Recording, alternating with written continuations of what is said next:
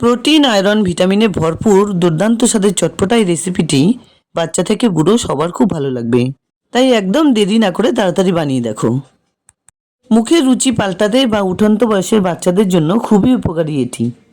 দুদিন আগে half cup ছোলা, হাফ কাপ গ্রিন মুগ ডাল ভিজিয়ে রেখেছিলাম। এক রাত ভিজিয়ে রাখার পর এভাবে একটা কাপড়ের পুঁটলিতে রেখে দিয়েছিলাম। সেগুলো ভালো করে ধুয়ে নেবার পর এই বোলে ঢেলে নিলাম।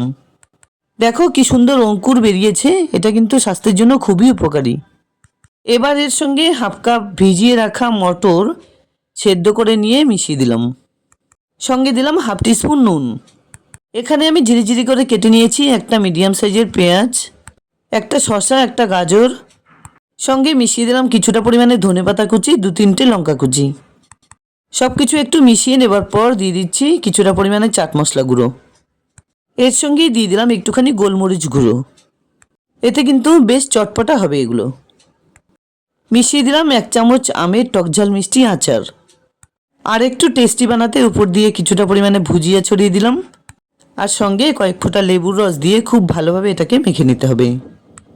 অঙ্কুরিত বীজ বাচ্চাদের এমনি খেতে দিলে কিন্তু খাবে না। যদি একটু কষ্ট করে এভাবে চটপটাভাবে বানিয়ে দেওয়া যায় তাহলে খুব সহজেই খেয়ে নেবে। এভাবে চটপটা করে বানিয়ে দিলে খুব সহজেই খেয়ে নেবে।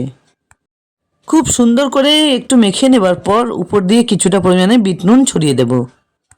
আমার ছোট ছেলে ক্রিকেট প্লেয়ার, ওকে মাঝে মধ্যেই এই রেসিপিটি আমি বানিয়ে দিই, যেটা ওর বোন আর হেলথের জন্য খুবই ভালো।